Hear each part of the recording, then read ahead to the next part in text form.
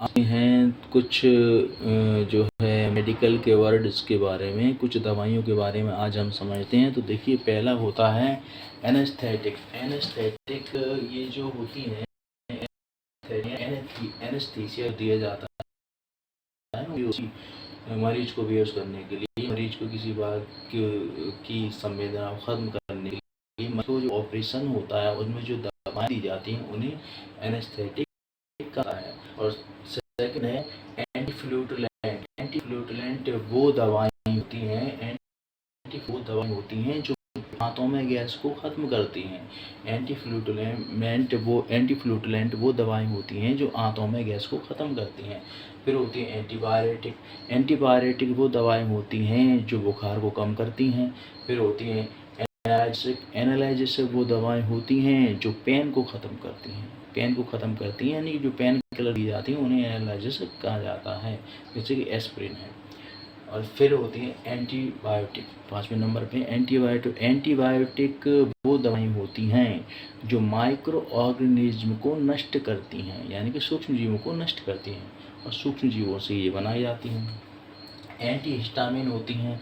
Antihistamine से वे दवाएं होती हैं जो एलर्जी, सर्दी खांसी एलर्जी को जो है ख़त्म करती हैं, एंटीहिस्टामिन्स कहलाती हैं।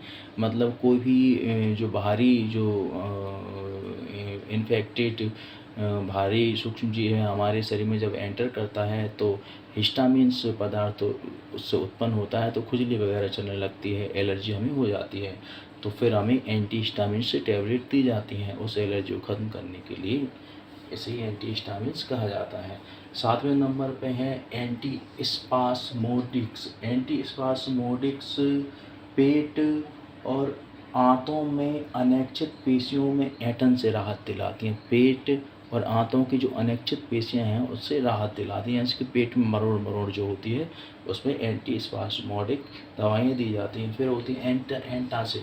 8वें नंबर पे है एंटासिड। एंटासिड ऐसी दवाई होती हैं जैसे कि जिन्हें एसिडिटी है और जिन्हें कि जो है खट्टी डकार आती है, उन्हें अम्ल पित्त की समस्या है, उन्हें एंटासिड दी जाती हैं। इससे एसिड जो है कम हो जाता है, उनकी डकार और अम्ल बढ़ा हुआ है वो ख़त्म हो जाता है, और पेट की जो अम्लता है वो कम हो जाती है। फिर होती हैं डायूरेटिक। डायूरेटिक यानी कि मूत्र के उत्पादन को बढ़ाने वाली दवाइयाँ। डायूरेटिक यानी कि मूत्र के उत्पादन को बढ़ाने वाली दवाइयाँ।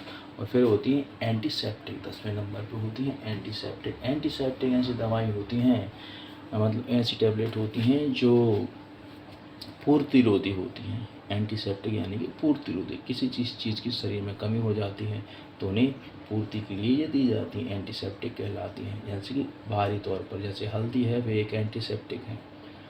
तो ये सब होती हैं। और कुछ होती हैं जैसे कि